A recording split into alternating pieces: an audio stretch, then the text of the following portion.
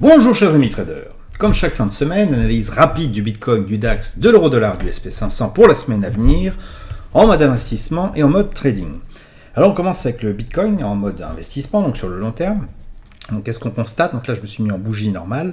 On constate que effectivement le prix a bien remonté, c'est assez encourageant. Toutefois, faites attention à tout ce qui est volume, parce qu'on voit que si la dernière vague de hausse, c'est caractérisée par des volumes extrêmement conséquents, on était même limite de bulle, on constate que la baisse, elle, a été également assortie d'une grande volatilité, un grand volume d'échanges, et que la stagnation puis la reprise qui s'en est suivie se fait sur des volumes très faibles, ce qui laisse à penser que cette reprise est relativement...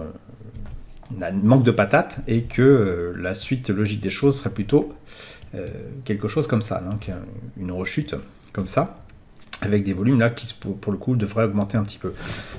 Donc c'est vrai qu'on est revenu sur les mêmes niveaux qu'on a eu juste avant que ça commence à se casser sérieusement la figure. Dans ce range là on avait quelque chose d'assez vraiment très volatile, on pensait vraiment qu'on était arrivé à un seuil. Là on arrive à nouveau à ce seuil là. Alors ça peut continuer à monter, mais ce volume relativement faible, surtout sur une base une semaine. Je ne sais pas dans quelle mesure les volumes sur le Bitcoin sont bons, mais bon, je pense quand même qu'ils sont représentatifs déjà de leur valeur par rapport aux valeurs précédentes, la valeur relative, pas forcément la valeur absolue. Mais on voit que justement cette reprise est caractéristique d'un marché baissier, c'est-à-dire que lorsque ça baisse, on a beaucoup de volume, et lorsqu'on a des petits pullbacks ou throwbacks plutôt, bien les volumes ne sont pas là et ça laisse à penser que la baisse va se continuer. Donc prudence, surtout que vous savez, moi j'ai arrêté de trader le Bitcoin sur l'investissement long terme tout simplement pour les raisons d'aspects fondamentaux, notamment dans le fait qu'il y a beaucoup de régulation et qu'on avait un grand risque du jour au lendemain cette crypto-monnaie devienne tout simplement illégale et qu'on ne puisse plus la convertir en euros, auquel cas son intérêt baisserait fortement. Alors, sur une base un peu plus rapide, dans le journalier, on voit effectivement qu'on a une cassure de la zone de neutralité au niveau du RSI, qu'on est venu rebondir dessus plusieurs fois, ce qui est effectivement un indicateur que on a un marché depuis à peu près ce niveau-là qui est en tendance haussière. On le voit donc avec le RSI au-dessus de sa zone de neutralité, qui est comme ça. Le stochastique qui est au taquet. Alors pour ceux qui ont vu ma vidéo sur le niveau à bulle, là on a la bulle dans le niveau qui est vraiment au taquet en termes haussiers, donc c'est très haussier. Mais voilà, je dirais que pour la même raison que on a eu des volumes qui ont considérablement baissé depuis la dernière gamelle, ici on est sur un marché qui manque vraiment de patates, donc on va plutôt privilégier des trades extrêmement rapides, à ce moment-là plutôt dans du 1 heure, à la faveur d'une reprise, pouvoir reprendre un peu de Bitcoin, mais sur des périodes relativement courtes. Et là, on voit qu'on est quand même sur une stagnation en 1 heure depuis quelques temps. Donc il va vraiment falloir que le mouvement reparte à la hausse et qu'il y ait un peu plus de patates pour pouvoir tenter un trade. Le DAX, quant à lui, donc on continue dans son range. Il nous avait donné un espoir de sortie par le haut, et puis il a l'air de revenir dedans. Bon, on est toujours quand même relativement bien orienté. C'est pas forcément le meilleur moment pour acheter. On voit effectivement ici, si on prend un trait ici sur le niveau le plus élevé d'échange en termes de volume, on voit que le prix a tendance à vraiment osciller de part et d'autre, comme ça, de part et d'autre de cette zone-là. Donc pour l'instant on est en haut, donc ce qui laisserait à penser qu'on pourrait revenir vers le bas, surtout qu'il n'y a pas vraiment beaucoup de volume non plus. On est vraiment en stand-by sur le DAX, vraiment sur l'investissement long terme, sur de l'horizon de temps un petit peu plus rapide, donc en base d'une journée. Voilà, on voit qu'on est vraiment dans ce range, qu'on oscille de part et d'autre de ce niveau-là, qui correspond également en termes de volume par niveau de prix à peu près les mêmes niveaux, donc des oscillations de part et d'autre. Dès qu'on s'éloigne un peu et qu'on revient sur une zone, allez, on va dire entre ici, là où il y a vraiment très peu d'échanges, et ici, voire ici, où il y a beaucoup moins d'échanges, à peu près là.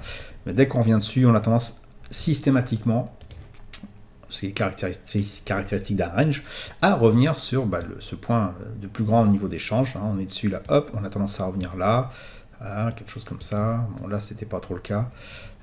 Voilà, donc bon, tant qu'on est dans cette zone là, on peut effectivement trader, mais à ce moment-là peut-être un peu plus rapide, parce qu'une journée, c'est surtout sur le DAX, c'est pas indiqué. On va plutôt se baser sur les unités de temps en horaire. Et là, on va retrouver donc notre zone rouge de tout à l'heure. Voilà. La zone médiane, c'est celle-ci. Je ne sais pas si on voit celle du bas. Celle du bas est ici. Et voilà. Et on va donc plutôt tenter ce type de trade-là. tant qu'on est en range, et on le voit d'ailleurs, hein, le RSI aussi de part et d'autre de la zone neutralité, le stochastique fait à peu près la même chose. Bah, voilà, tant qu'on est en range, on va plutôt ce qu'on appelle fader en anglais, les extrêmes. Dès qu'on est en haut, on vise le milieu, dès qu'on est en bas, on vise vers le milieu, et on n'aura pas grand chose d'autre à faire, en tout cas se mettre sous la dent pour l'instant. Pour l'euro-dollar, donc je vais peut-être nettoyer un petit peu. Hop, pour sur le long terme, on avait j'avais évoqué la semaine dernière une éventuelle faiblesse ici avec un risque de cassure. On voit que le prix s'est repris sur sur le bas de ce espèce de rectangle qui indique la consolidation. Donc bon, peut-être une fausse frayeur la semaine dernière sur le fait que ça puisse casser par le bas. Donc on a l'impression qu'on reste encore sur le range sur le long terme. Donc on va pas avoir une vision assez claire de ce qui va se passer tout de suite. Dans les jours à venir, sur le RSI, on voit qu'on a un rebond systématique sur les zones sous les zones de neutralité. Donc on a une espèce de blocage en dessous de la zone de neutralité, ce qui laisse à penser que c'est quand même un marché qui est relativement en baisse, plutôt comme ça. Alors je sais qu'il commence à y avoir beaucoup de dessins. Je vais essayer de nettoyer un petit peu. Voilà, on est plutôt comme quelque chose comme ça. Et tant que on n'a pas de cassure du RSI, on va rester a priori sur une tendance baissière. Donc pourquoi pas envisager effectivement de prendre un trade relativement baissier demain sur l'euro-dollar, alors peut-être plus en horizon de temps plus court terme. C'est des choses à étudier, surtout que justement en court terme on est dans la phase de rebond sur l'unité de temps supérieure, la phase de rebond ici.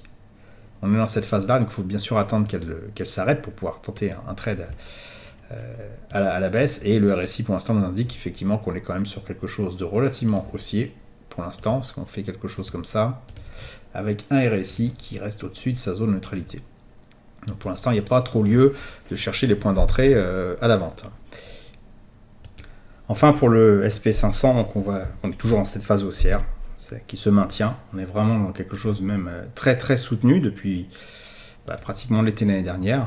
Voilà, voilà, quelque chose qui ne veut pas, tout simplement, n'accepte pas de baisser.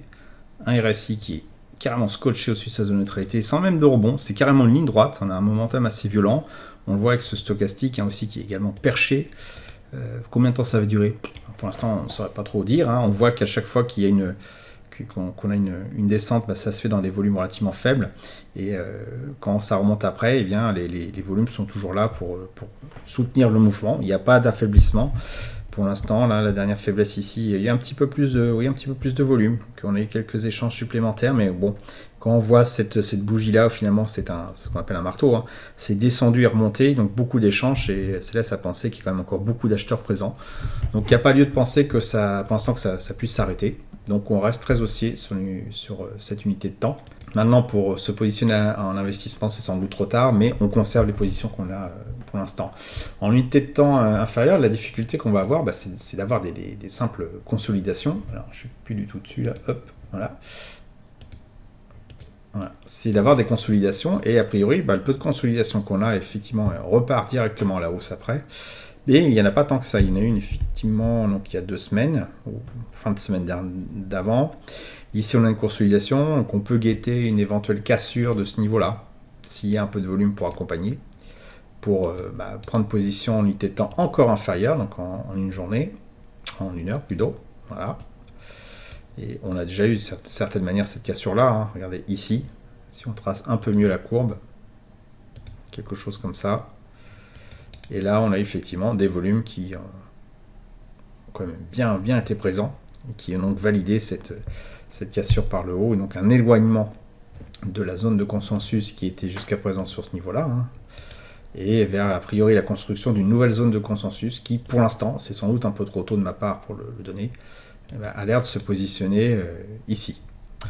Donc, attendons de voir comment tout ça s'assemble, savoir est-ce que le RSI va revenir sur sa zone de neutralité et rebondir, faire quelque chose comme ça, auquel cas ça laisse à penser qu'on va faire la même chose ici et commencer à bien consolider, valider, augmenter ce niveau de par prix qui va donc être le nouveau consensus. Et donc ça sera intéressant de fader effectivement en unité de temps beaucoup plus rapide. Quand c'est en haut, on revend et on revend au milieu, on rachète au milieu. Quand c'est en bas, on achète et on vend au milieu, donc gardez ça, et jusqu'au moment où ça cassera soit par le haut, soit par le bas. A priori, il faudra guetter également les volumes, voir s'ils augmentent pour savoir si c'est une consolidation saine, c'est-à-dire en fait une pause avant une reprise ou tout simplement un début de retournement. Mais ça, on le verra quand les mouvements vont commencer à se dessiner. Donc on aura l'occasion d'en reparler. Voilà, j'espère que vous avez apprécié cette vidéo. Si c'est le cas, vous pouvez me laisser un pouce bleu pour m'encourager à continuer. Abonnez-vous à la chaîne YouTube et activez les notifications pour ne rater aucune nouvelle publication. Je vous dis merci et à bientôt sur le blog.